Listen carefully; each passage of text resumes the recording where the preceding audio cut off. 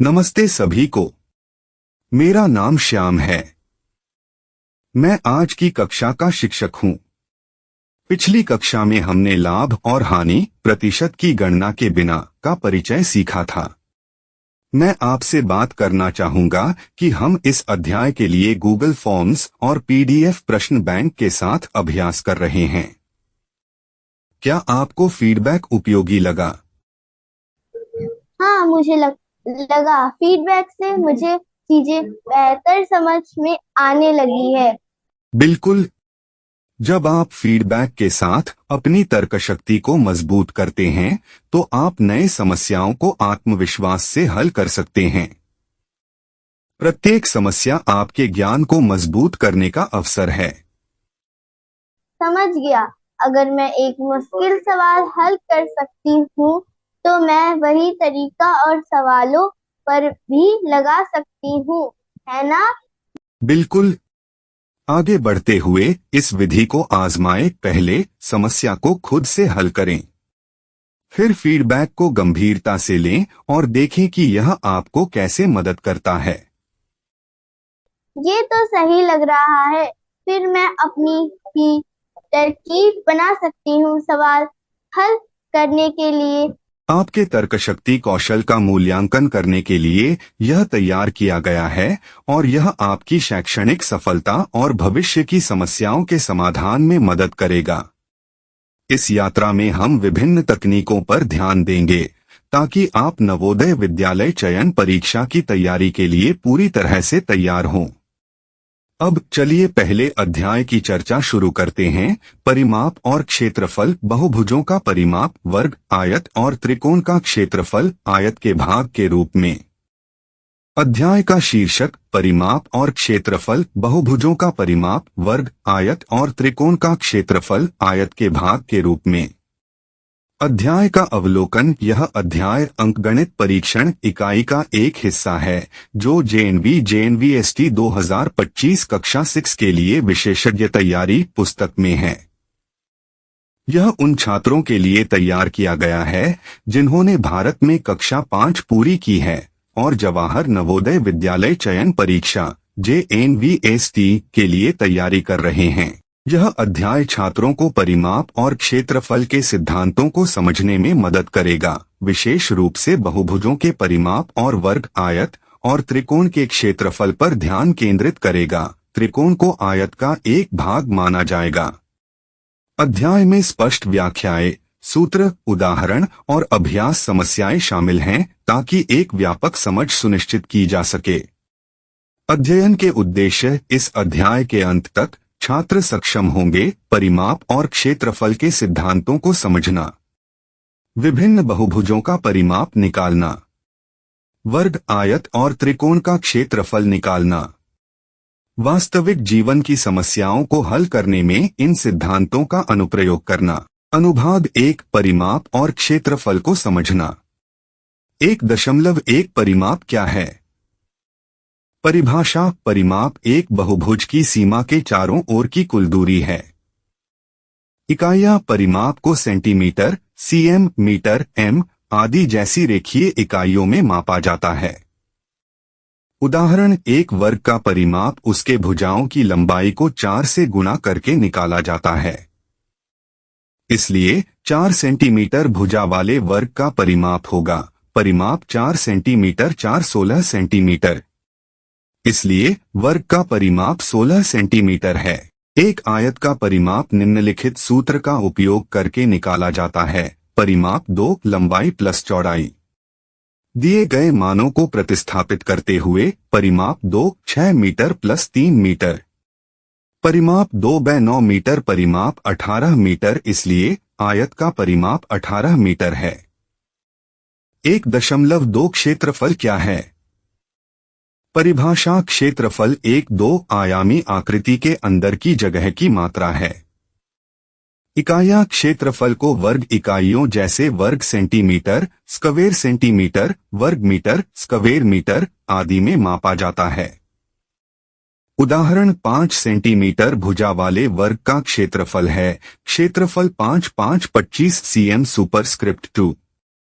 8 metre लंबाई और 4 metre चौड़ाई वाले आयत का क्षेत्रफल है। क्षेत्रफल 8 4 32 m सुपरस्क्रिप्ट 2। सेक्शन 2 बहुभुज का परिमाप।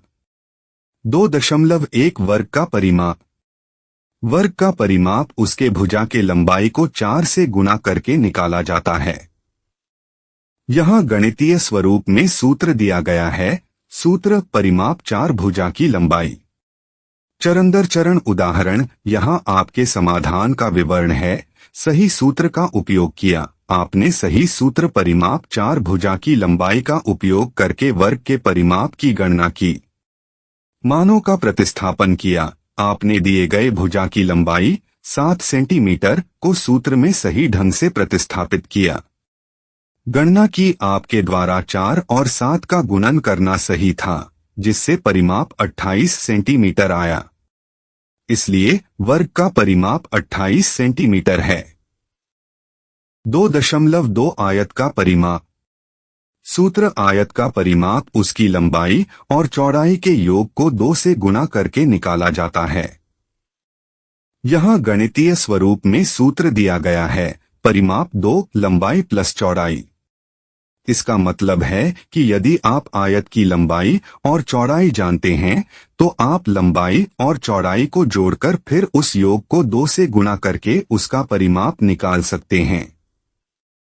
चरण दर चरण उदाहरण। यहाँ आपके समाधान का विवरण है। सही सूत्र का उपयोग किया। आपने सही सूत्र परिमाप 2 लंबाई प्लस चौड़ाई का उपयोग करके आयत के परिमाप की गणना की। मानों का प्रतिस्थापन किया। आपने दिए गए लंबाई 10 मीटर और चौड़ाई 4 मीटर को सूत्र में सही ढंग से प्रतिस्थापित किया। गणना की। आपके द्वारा 10 और 4 को जोड़ने के बाद 2 से गुणा करना सही था, जिससे परिमाप 28 मीटर आया। इसलिए आयत का परिमाप 28 मीटर है। 2.3 त्रिकोण का परिमाप। सूत्र यहाँ गणितीय स्वरूप में सूत्र दिया गया है। परिमाप पक्ष 1 प्लस पक्ष 2 प्लस पक्ष 3। इसका मतलब है कि यदि आप त्रिकोण के 3 पक्षों की लंबाई जानते हैं तो आप उन्हें जोड़कर उसका परिमाप निकाल सकते हैं। चरण दर चरण उदाहरण। यहाँ आपके समाधान का विवरण है।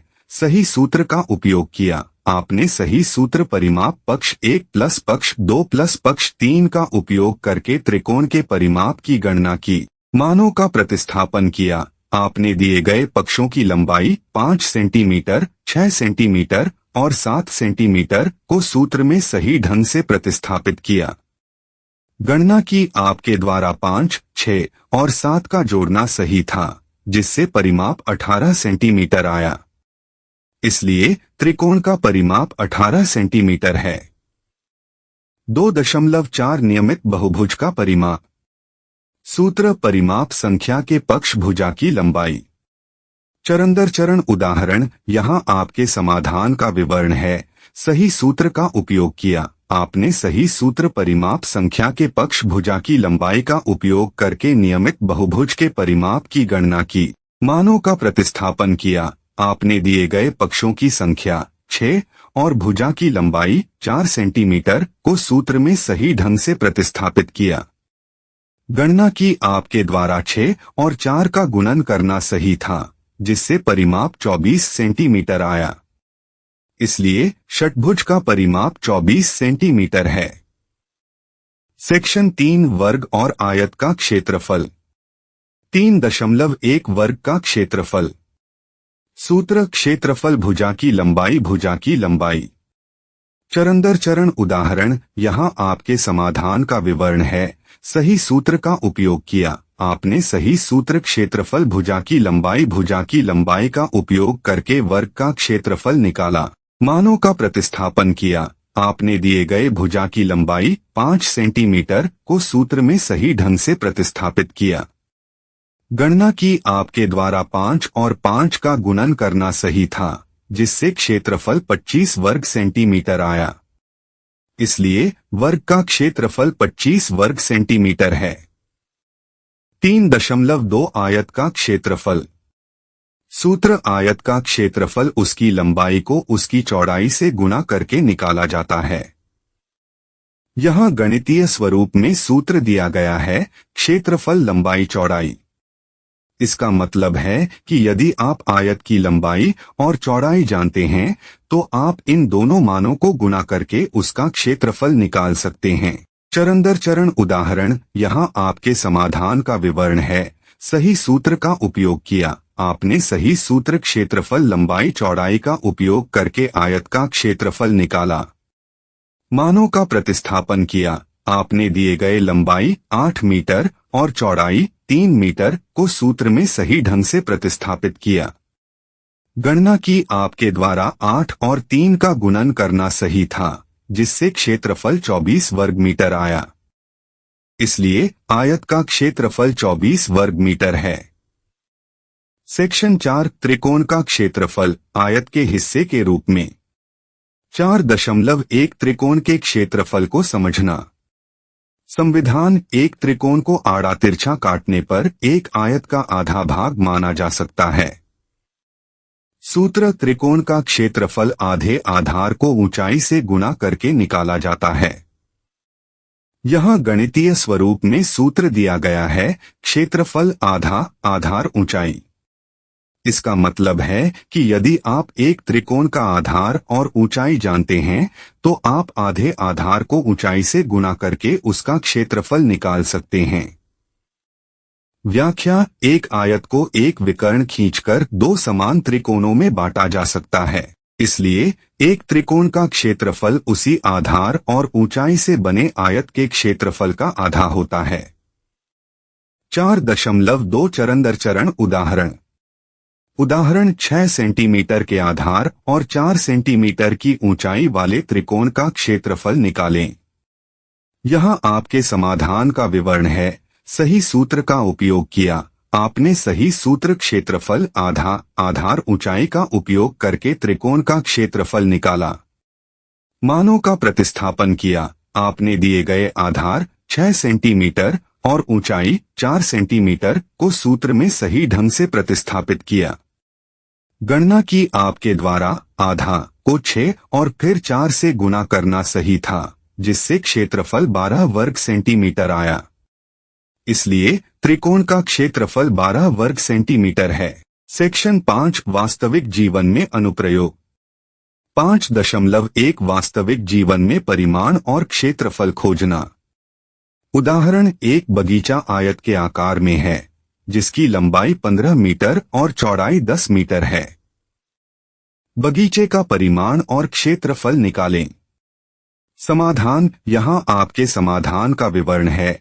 परिमाण की गणना। सही सूत्र का उपयोग किया। आपने आयत के परिमाण की गणना करने के लिए सही सूत्र परिमाण 2 लंबाई प्लस चौड़ाई का उपयोग किया। मानों का प्रतिस्थापन किया। आपने दिए गए लंबाई 15 मीटर और चौड़ाई 10 मीटर को सूत्र में सही ढंग से प्रतिस्थापित किया। गणना की। आपके द्वारा 15 और 10 का योग फिर 2 से गुणा करना सही था, जिससे परिमाण 50 मीटर आया। क्षेत्रफल की गणना। सही सूत्र का उपयोग किया। आपने आयत के क्षेत्रफल की गणना करने के लिए सही सूत्र क्षेत्रफल लंबाई चौड़ाई का उपयोग किया।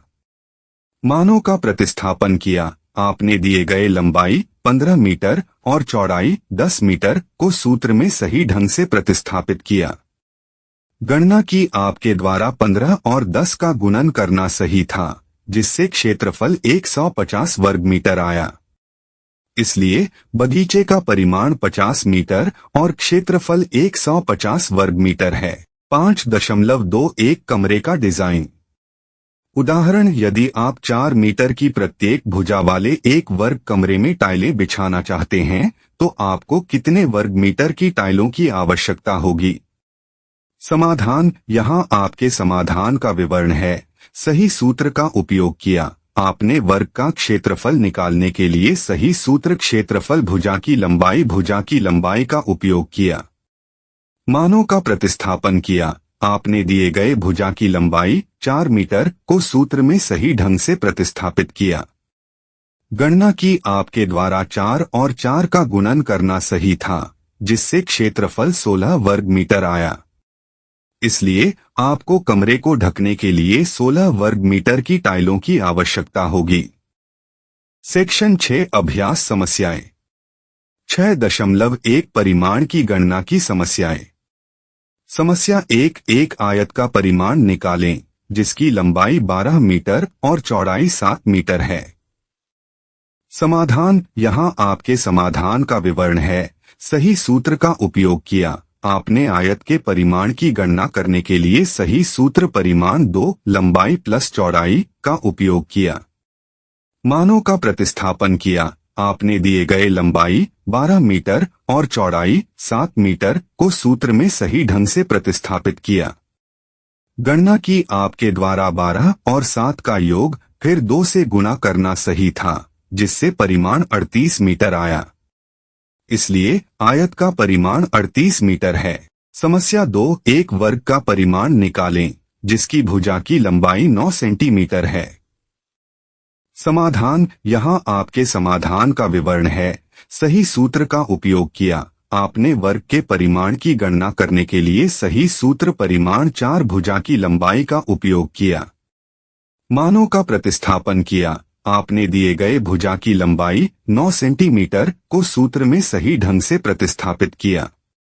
गणना की। आपके द्वारा 4 को 9 से गुणा करना सही था, जिससे परिमाण 36 सेंटीमीटर आया। इसलिए वर्ग का परिमाण 36 सेंटीमीटर है। 6.2 क्षेत्रफल की गणना की समस्याएं। समस्या 1 एक वर्ग का क्षेत्रफल निकालें जिसकी भुजा की लंबाई 6 सेंटीमीटर है। समाधान। यहाँ आपके समाधान का विवरण है। सही सूत्र का उपयोग किया। आपने वर्ग के क्षेत्रफल की गणना करने के लिए सही सूत्र क्षेत्रफल भुजा की लंबाई का उपयोग किया। मानों का प्रतिस्थापन किया। आपने दिए गए भुजा की लंबाई 6 सेंटीमीटर को सूत्र में सही ढंग से प्रतिस्थापित किया। गणना की। आपके द्वारा 6 को 6 से गुणा करना सही था, जिससे क्षेत्रफल 36 वर्ग सेंटीमीटर आया। इसलिए वर्ग का क्षेत्रफल 36 वर्ग सेंटीमीटर है। समस्या 2 एक आयत का क्षेत्रफल निकालें जिसकी लंबाई 14 मीटर और चौड़ाई 5 मीटर है। समाधान। यहाँ आपके समाधान का विवरण है। सही सूत्र का उपयोग किया। आपने आयत के क्षेत्रफल की गणना करने के लिए सही सूत्र क्षेत्रफल लंबाई चौड़ाई का उपयोग किया। मानों का प्रतिस्थापन किया। आपने दिए गए लंबाई 14 मीटर और चौड़ाई 5 मीटर को सूत्र में सही ढंग से प्रतिस्थापित किया। गणना की। आपके द्वारा 14 को 5 से गुणा करना सही था, जिससे क्षेत्रफल 70 वर्ग मीटर आया। इसलिए आयत का क्षेत्रफल 70 वर्ग मीटर है। 6.3 त्रिकोण के क्षेत्रफल की समस्याएं। समस्या 1 8 सेंटीमीटर के आधार और 5 सेंटीमीटर की ऊंचाई वाले त्रिकोण का क्षेत्रफल निकालें। समाधान। यहाँ आपके समाधान का विवरण है। सही सूत्र का उपयोग किया। आपने त्रिकोण के क्षेत्रफल की गणना करने के लिए सही सूत्र क्षेत्रफल आधार ऊंचाई का उपयोग किया। मानों का प्रतिस्थापन किया। आपने दिए गए आधार 8 सेंटीमीटर और ऊंचाई 5 सेंटीमीटर को सूत्र में सही ढंग से प्रतिस्थापित किया। गणना की। आपके द्वारा आधा को 8 और फिर 5 से गुणा करना सही था, जिससे क्षेत्रफल 20 वर्ग सेंटीमीटर आया। इसलिए त्रिकोण का क्षेत्रफल 20 वर्ग सेंटीमीटर है। समस्या 2 10 मीटर के आधार और 6 मीटर की ऊंचाई वाले त्रिकोण का क्षेत्रफल निकालें।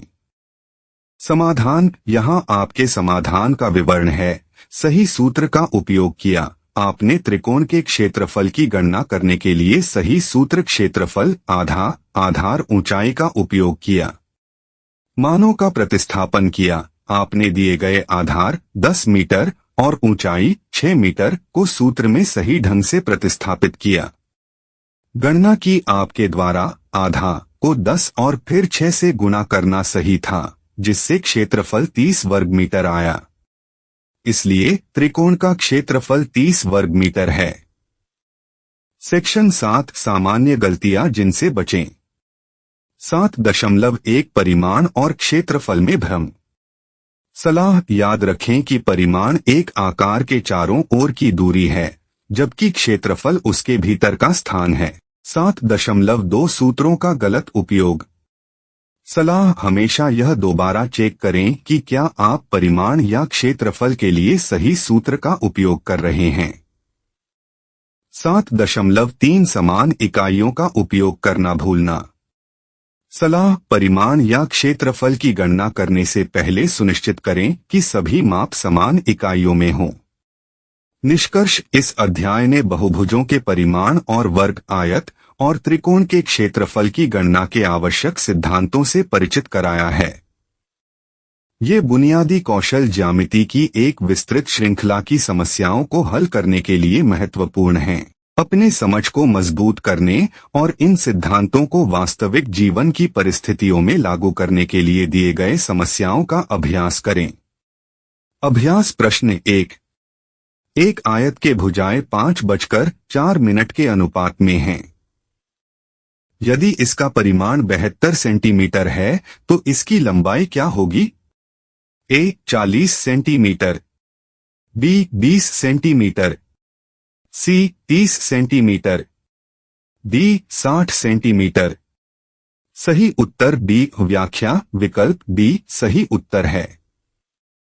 आयत की भुजाओं को 5x और 4x मानते हैं। हमें पता है कि आयत का परिमाण 2 लंबाई प्लस चौड़ाई। मानों को प्रतिस्थापित करते हुए 72 2 5x प्लस 4x अधिक गणना पर 72 2 9x, इसलिए हमें मिलता है 72 18x भाग देकर x 72/18 4। इसलिए आयत की लंबाई 5x 5 4 20 सेंटीमीटर।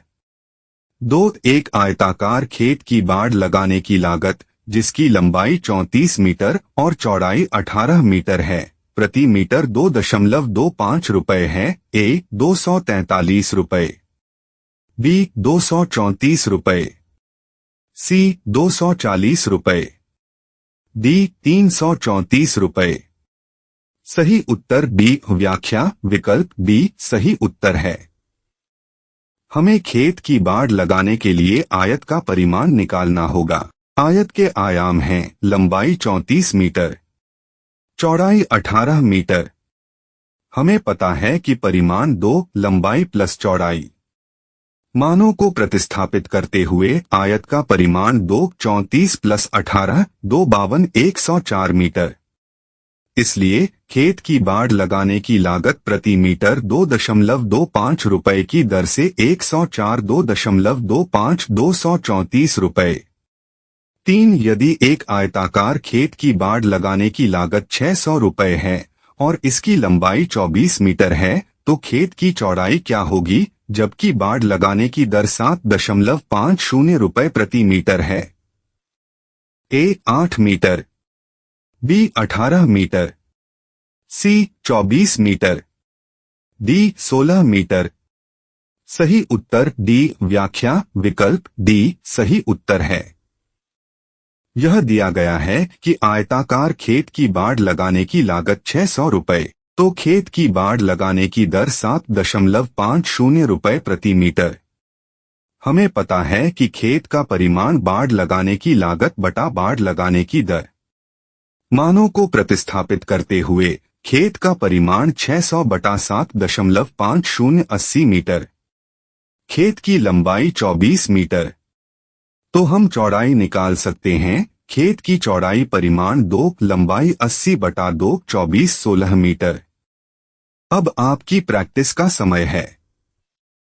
हमने आपके व्हाट्सएप पर पीडीएफ प्रश्न बैंक और उत्तर पत्रक के लिए गूगल फॉर्म लिंक साझा किया है।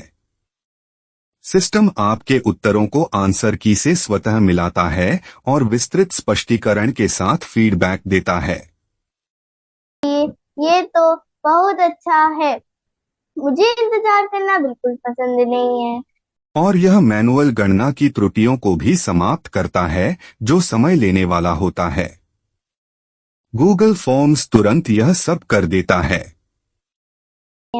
तो हमें अपने जवाबों को चेक करने में ढेर सारा टाइम नहीं लगाना पड़ेगा। बिल्कुल। इससे समय के साथ आपकी प्रगति को ट्रैक करना भी बहुत आसान हो जाता है। गूगल फॉर्म्स एक त्रुटिमुक्त और तेज तरीका है प्रैक्टिस टेस्ट्स के लिए। मुझे ये अच्छा लग रहा है कि हमें फौरन फीडबैक मिलता है। बिल्कुल। यदि आप अभ्यास करते समय कोई सवाल है या कोई स्पष्टीकरण चाहिए तो व्हाट्सएप पर मुझसे संपर्क करें या मुझे कॉल करें। मैं मदद के लिए हमेशा उपलब्ध हूँ। Thank you. अगर मुझे कुछ चाहिए तो मैं आपको जरूर बताऊंगी। मैं शुरू करने के लिए बहुत एक्साइटेड हूँ। चाहे आप व्हाट्सएप या यूट्यूब उपयोग करता हो, हमारे मोबाइल फ्रेंडली ऑनलाइन कोर्स आपको डेस्कटॉप या लैपटॉप की आवश्यकता नहीं है, सिर्फ आपका स्मार्टफोन ही काफी है। आप अपने फोन से ही कहीं भी, कभी भी सभी पाठ्य सामग्री, वीडियो और असाइनमेंट आसानी से एक्सेस कर सकते हैं। यह सुविधा सुनिश्चित करती है कि तकनीक कभी आपकी शिक्षा में बाधा न बने। हर किसी के लिए ये एक कमला का मौका है। अगली कक्षा में हम कोनों के प्रकार और उनके सरल अनुप्रयोग में और गहराई से उतरेंगे, जहां हम आपके दृश्य तर्क कौशल को बढ़ाने की तकनीकों का अन्वेषण करेंगे। सुनिश्चित करें कि आप तैयार हों, क्योंकि हम आज के काम को आगे बढ़ाएंगे। आप सभी के समय और भागीदारी के लिए धन्यवाद। मैं वास्तव में आपकी मेहनत और समर्पण की सराहना करता हूं। आप उत्कृष्ट प्रगति कर रहे हैं। एक शानदार दिन बिताएं और मैं अगली कक्षा में आपसे मिलने की उम्मीद करता हूं।